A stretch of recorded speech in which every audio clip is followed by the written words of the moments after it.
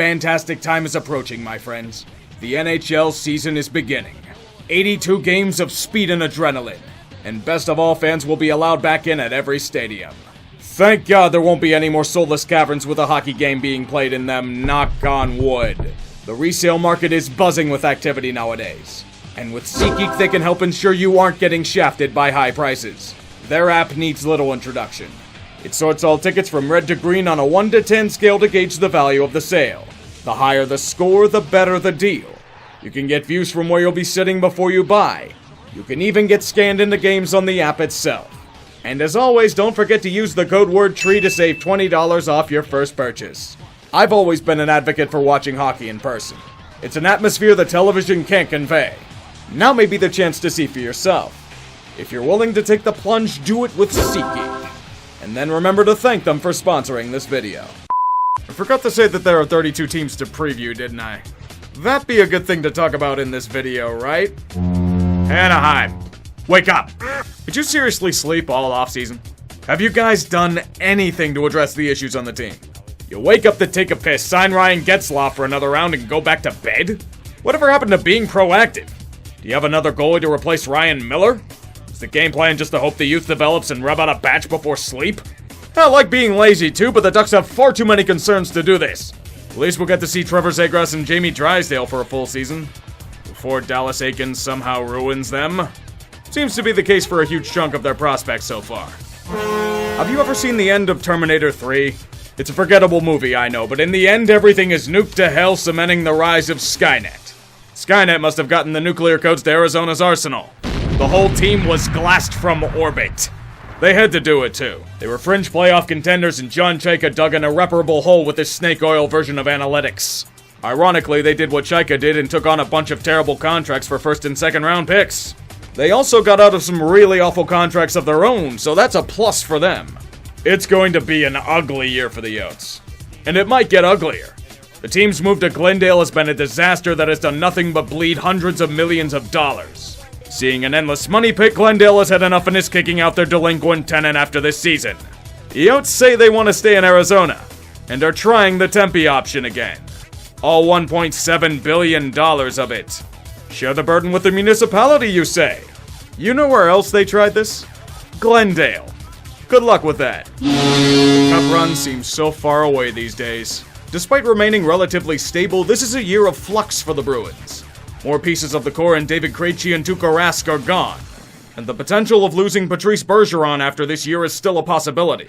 Boston has tried many pieces and things to solve the awful production from the bottom six. Besides little blips on the radar, all attempts have failed. Excluding Pasta and McAvoy, where's the future core coming from? Bringing back Taylor Hall was a plus, but a lot of their draft picks have either been traded away or haven't panned out. They've splurged on bottom six options to hopefully stem the tide, but this is patching up a temporary problem. If Linus Ullmark gets his shit together, the goaltending should be sound for a while. But that core is only getting older, and continuing to fade away. This is a crucial year for them. Not too many will feel bad if they fall off, especially in Toronto. Even as Boston feels distraught about their current situation, they have one thing that keeps them warm at night. They aren't the Buffalo Sabres. What a fucking terrible organization. Whenever you think things can't go lower for them, they not only drop the bar, they transport it beneath the ground. The situation with Jack Eichel has reached an impasse. The Cold War has only grown colder as Buffalo still demands too much for a guy who has injury concerns. Eichel wants one type of surgery to fix it, but the Sabres are useless and hate risk, so they want him to have a different type of surgery that will still leave him in pain. Unsurprisingly, nothing was done by either side but shitting pants. So let me get this straight. Eichel is visibly injured, he arrives to his physical, and the Sabres do the surprised Pikachu face when he fails it? It's like he needed fucking surgery! Like all great organizations, Buffalo does the noble move and strips Eichel of the captaincy. Incredible. They tanked his trade value so much that it's a pittance of his talent. The Sabres wouldn't give out his medical info to prospective suitors. What the fuck? No wonder why this team's gutting everything and losing Linus Ullmark for nothing. Fuck this team and fuck the Pagulas. I wouldn't trust him to wait tables, let alone run sports franchises. You know what I think of Calgary. They must overhaul their core if they want any chance of success at this level. Even then, little has changed. There were tweaks, but not much else. Mark Giordano is gone, but that was just because of the expansion draft. In the effort to adapt the team to hard-nosed Daryl Sutter hockey, they brought in the gritty types that mesh well in a locker room. Eric Branson, Tyler Pitlick, Nikita Zadorov, and Blake Coleman. I love Blake Coleman, but was he really the right guy to pick up for a team that's accomplished nothing? Be thankful the Pacific Division is insanely weak, since there's little that has me confident in their ability at the next level. Maybe this will be the year reality smacks them in the face. Johnny Hockey is a free agent after this season, you know. This was a really fucked up offseason for Carolina. The one thing they should have done is not panic and change little. I'm a fucking jinx. They chose a deep overhaul for reasons? If even that? The entire goaltending core has been replaced by high-risk injury-prone talents. Dougie Hamilton unable to be afforded and Jake Bean replaced by literal cancer. Depth pieces shuffling like a deck of cards. But the strangest move was choosing violence.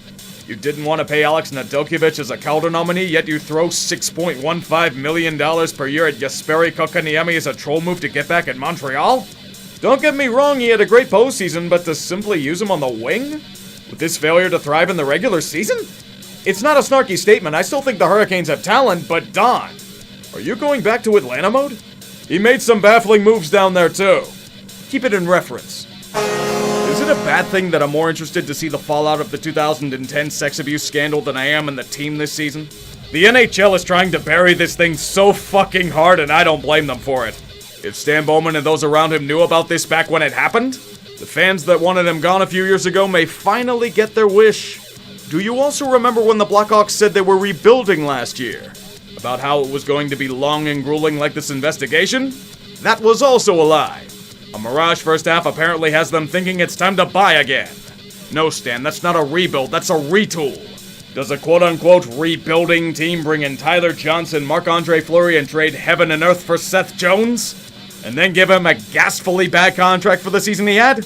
I get it, Captain Intangibles and Kirby Dach will be back, but you still have a bit to go before you're true contenders. Watch me be wrong now that I said that. The regular season means nothing to the Avalanche at this point. This time is merely for tuning up, staying healthy, and bolstering lost depth with new pieces. The goal once again is in playoff time. They need to make it past the second round lest they become the new Washington Capitals meme. It's not a death sentence, but I'd rather that not happen to them. They already had Philip Grubauer be poached away by Seattle, but Darcy Kemper should be a good replacement. Now what about Francouz? Will he manage to stay healthy for longer than a week? Can the team continue to develop with their young core? Kel McCarr got extended to a handsome contract, but Nathan McKinnon's gonna be due for one as well. Those will be the main questions. Ones that will be addressed in time. It's gonna be a rough year for the Jackets. Like a good bit of the last decade, Columbus is being forced to start over. New coaching staff, Seth Jones traded for a hefty ransom, big extensions given out to Werenski, Merzhikins, and Boone Jenner to keep them around. Just maybe Patrick Laine can do something besides be an empty calorie scorer under a coach that might mesh with him. Maybe bringing Jakub Voracek back helps out there? It's hopes and prayers for them right now, and let's be real, that doesn't turn out well in most cases. Even then, this season will be one for healing, as Matisse Kivlenieks died by trying to protect others during a fireworks accident. He might have been a regular NHL goalie this season. What a fucking shame he's gone. May he live on in Elvis's newborn son.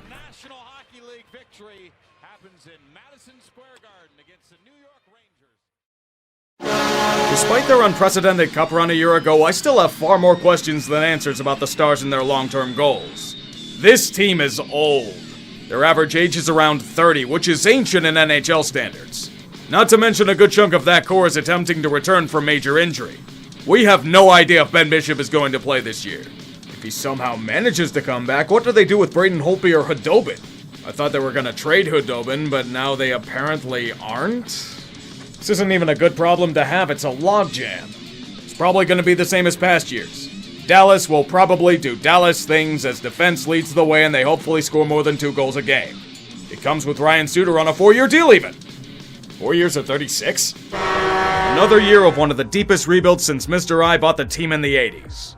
The good news is that almost all of the terrible contracts from the Holland era are now off the roster. Their buyouts the only remnants of a past-faded empire. For now, though, a brighter future seems to be arising. One where the Yzerplan poaches unwanted talents like Pius Suter and Alex Nedeljkovic from the scrap heap. This team doesn't assume to be anything notable. They're still developing themselves and their identity. They made good strides in the second half of last season, but the main storylines are in debuts. Moritz Seider has been hyped, and he'll be expected to take a strong role right away. Other prospects will be asked to take on greater roles, and they'll be looking to surprise many. It's a shame that Jakub Vrana's gonna be out for a bit. He'd have been good for the early stretch. Last year's failure and failures before are irrelevant. The Oilers are gonna bring shit back to the 80s. An endless party with 4 solid white lines.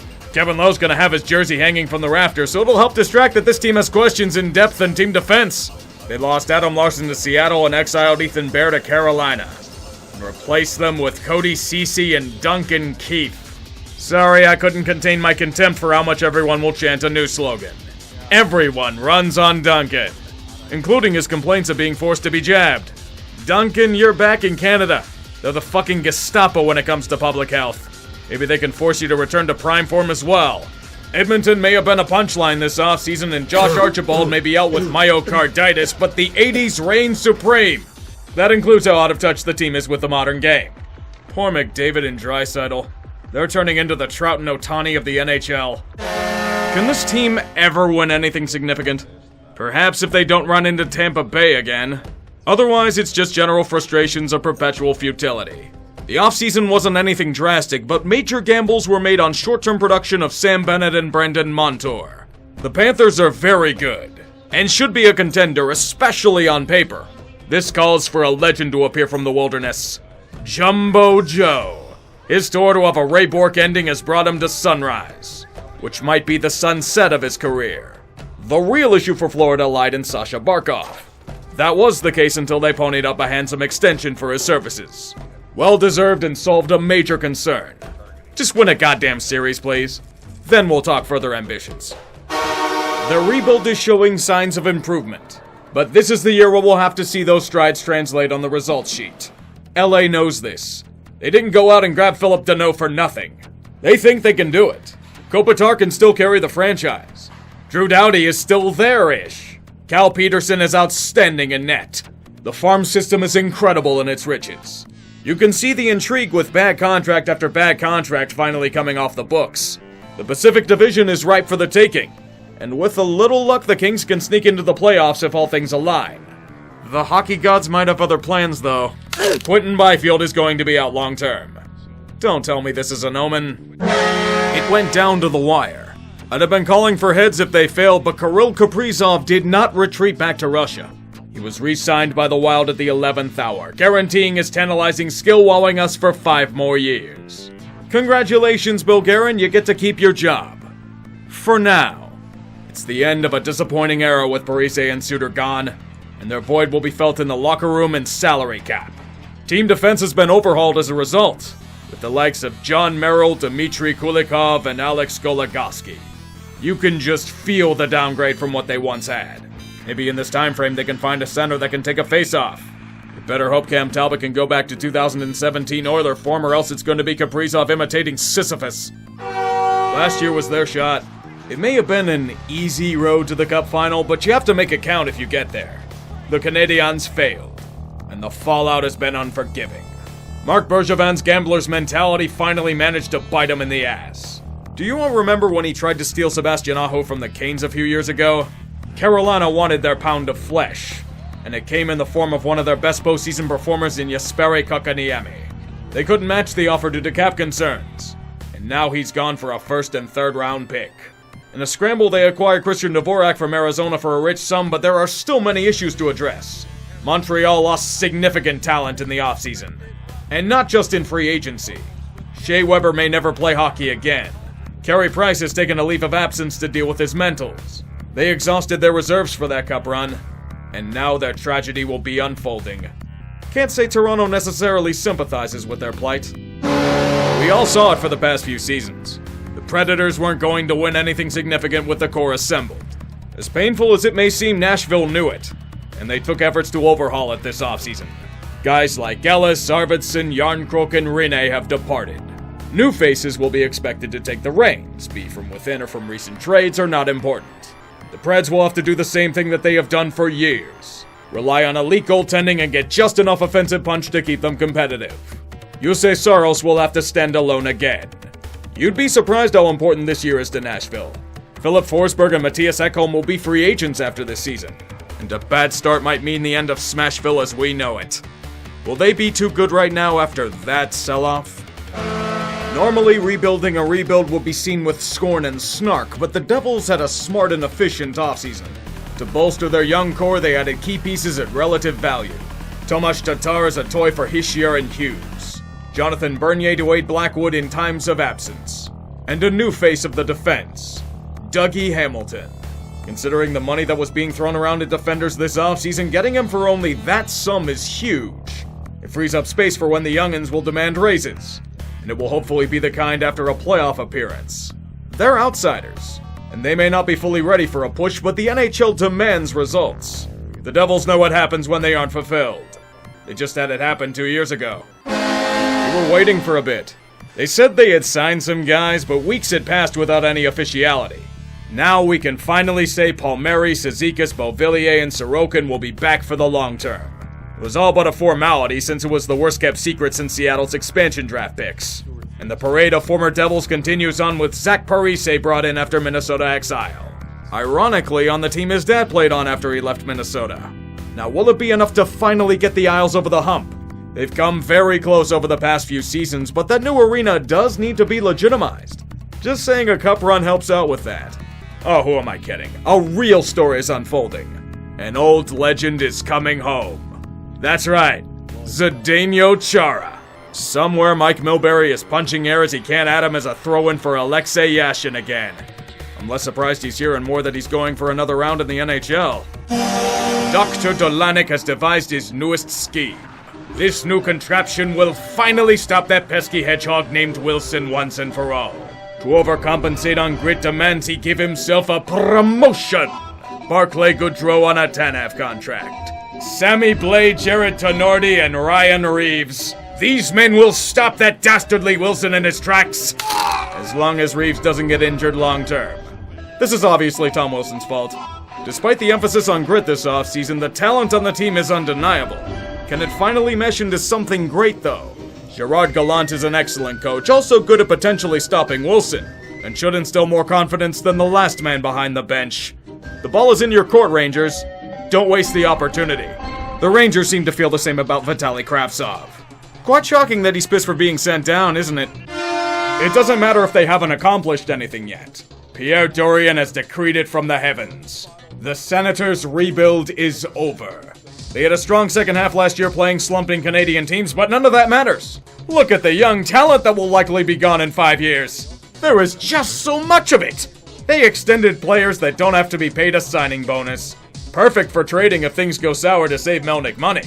When do we tell them that they can't play Buffalo every single game? So how are they gonna fuck this burgeoning core up? Ottawa and Logan Brown had enough of a schism that he was traded to St. Louis. And got Zach Sanford from them for a victory lap. Just maybe they can manage to pay Brady Tkachuk a reasonable salary. So you're telling me they actually did? There's probably no signing bonus involved, but I'm surprised. Figured Melnyk would have fucked this up. Flyers are a weird team to gauge every season. When you expect them to take the next step, they devolve into the worst kinds of chaos. But when nobody thinks of them as legitimate contenders, well, they suddenly realize that potential and become a well-rounded team. There's little expected of them this year, so I'm under the impression that they do well, but that'll depend on a few things. The overhauled team defense will have to be more than big names like Yandel Ellis and Ristolainen. Cam Atkinson will have to replace Jakub Voracek, easier said than done. Carter Hart will have to prove last year's nightmare season was an aberration. And that doesn't include Martin Jones, who's also dealing with several nightmare seasons. Even as Nolan Patrick surprisingly didn't get injured as he was traded, the Flyers still have much to prove. Whether or not they succeed is anyone's guess. If they fail, Alain Vigneault can just peddle painkillers to the fan base. It's worked in the past with his players. I've been wrong about this before, but this year might prove it. This may be the beginning of the end. Look past the surface of the team and significant cracks are showing in the foundation. Center depth is at its worst in a decade. Sidney Crosby is out with a wrist injury for a few weeks. Evgeny Malkin had surgery back in May and is out long term. The forward core took a blow in the expansion draft and little is available to replace it. Tristan Jarry somehow wasn't run out of town by mobs of angry Yinzers. They did fire the goalie coach though. Even if Jarry can rebound from that horrendous playoff last year, there are big questions to ask. The contracts of Malkin, Letang, Brian Rust, and Jeff Carter are all expiring after this season. They'll probably want to keep the core around, but what happens if they fall to shit? You'd be beginning another rebuild where the team hopefully isn't under threat of moving. If this is truly it, I'll be sinking to the bottom of the sea with my cups in tow. They'll be useless, but it's all a formality at this point. It's more surprising to me that Vladimir Tarasenko is still a St. Louis Blue. All signs had pointed to him being moved, but either teams balked at the price or Tarasenko had a change of heart. They did get nice weapons to help him out with Pavel Buchnevich and Brandon Saad, but this team screams back to Blues teams of the past. Unremarkable and average. To go far once again, they'll need more incredible efforts from the likes of Binnington, especially as pieces like Vince Dunn are gone. It's not like they're gonna die. They'll still compete for a playoff spot, but the days of Cup glory may be a pipe dream once again. You had your moment in the sun, now you get to be in anguish for another 50 years. They traded their devil magic to the Cardinals for future considerations. Those considerations were hopefully not promoting Peter Chiarelli to a position of power. Poor fools, what are you doing? San Jose, you're gonna need a bigger boat to deal with this cancer. The shark now attacking you from within? Evander Kane. I really thought he had straightened up over there, you know that? This summer has not only been a nightmare for the team, but it has me wondering if he plays in this league again. Allegations from his ex-wife of neglect of fatherly duty at best. Worst case scenario, he's a wife-beating piece of shit. Continued bankruptcy headaches that still have him in limbo. A bigger distraction in the locker room than those terrible contracts dangling over Doug Wilson's head. Rumors of forging his COVID vaccination card. Kane has become malignant again. And Wilson has arranged surgery to remove this tumor from their body. Evander, I'd start learning Russian if I were you. It might be the only way you play professionally. Sharks, welcome to hell. It'll be a torment-causing anguish 8 years at a time. Oh yes, and Tomas Hertl might want out of this shit as well. Have fun in Dante's Ninth Circle. A new franchise. It's not like it was in the olden days where teams were expected to suck more ass than a porn star for years on end. This is a time where they can be competitive. Vegas showed us this a few years ago, and the same will be expected for Seattle. They're nothing mind-blowing on paper, but they remind me of the New York Islanders in their construction. Quality depth on all four lines with excellent team defense and goaltending to back it up. They probably won't blow anyone away, but they have the potential to be an efficient unit. Mostly depends on how team chemistry forms and if Dave Haxtell learned from his mistakes in Philly. Best case scenario, especially in the Pacific, you're in a playoff spot. No pressure though, boys. You only have to reach the Cup final to match Vegas. The Lightning machine keeps rolling along. A massive cap squeeze was on the docket for them this offseason, but they impressively managed to get out of it without giving up any key pieces. Thank you, Brent Seabrook's contract. They'll miss some of their old players, sure, but the farm system has been ripening enough that they should be able to be replaced without skipping a beat. There's also a Corey Perry here and his relentless ring chase around North America after coming up short twice. If you can't beat him, join him. I expect nothing less than regular season dominance barring mass catastrophe. A man can dream of it, but it's doubtful. I don't want to hear a goddamn word about how LeafsNet thinks this is the year they're going to win the Cup. I give zero fucks about how Marner, Matthews, and Tavares are in the best shape of their lives. I don't care that Josh Osang and Michael Bunting are the greatest things since sliced bread. Brand new Peter Mrazek and depth pieces? Fuck it. I want nothing to do with the Maple Leafs until they win 4 games in the playoffs. Leafs fans aren't the only ones getting impatient with their lack of success. I am as well. Wake me in April. Jim Benning and aggressiveness are two things that should cause many to shit their pants. And for very good reason. It's usually ended in disaster for Vancouver. Well, if you don't succeed the first 10 times, you try, then try again, because eventually the square peg will fit into the round hole. The defensive core added to in the offseason may have huge questions and seem to be terrible contracts, but you can't just not try. Oliver Ekman-Larsson and Tucker Poolman will work for like a week and then probably become shit contracts they can't move. They did sign Elias Pettersson and Quinn Hughes at least. A bummer no one offer-sheeted Pettersson, but them's the breaks of the old boys club. Perhaps someday the Canucks won't be held back by Benning's inane moves, but that's a pipe dream. They have impressive talent, but it keeps getting kneecapped by terrible contracts. And those are probably gonna bite them in the ass like the past attempts did. The truth has been revealed. Making the Cup Finals in their first year of existence may have been a curse. It had management develop unrealistic expectations about the Knights. Every offseason since has been nothing but knee-jerk maneuvers to try and get them near that high they felt in 2018. So what's the damage this time? Their Vezina-winning goalie, Marc-Andre Fleury. He's no longer good enough for Vegas and needs to be traded away for literally nothing. Just roster filler to add cap space. What did they come back from the shop with? Laurent Brossoit and Evgeny Dadonov. Linked to a bunch of names yet come up empty. Why does this feel like the past few so-called cup runs? Management is far too impatient and wants to force results instead of let them develop. And their fall is going to be hard. When it happens, I don't know, but it will be brutal. They've painted a huge target on their backs and have transformed from an underdog to one of the most hated teams in the sport. We will all dance when they eventually fall to shit. It's gotten that bad. That is, if Robin Lehner doesn't burn the damn league down beforehand. I, for one, support him in this cause.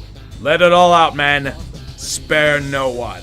For a team that's a so-called rival, the Capitals have a ton in common with the Pittsburgh Penguins. Both have aging cores with lingering questions about sustainability. The major difference is that the Caps have it locked up for a long-ass time. So if it all goes to shit, welcome to the land of San Jose Sharks. Alex Ovechkin will be around until his athletic twilight, and the long-term ambition is breaking the record for goals scored. It can be done if he stays in form. Besides that, I mean, the Russian four hasn't been broken up yet. For better or for worse, there will be a time when they fall off. They don't have enough to sustain cup contention, but the question is when. Father Time has been known to pull some bullshit with teams, and the Caps could last longer than we expect. Perhaps even longer than the fucking Penguins do.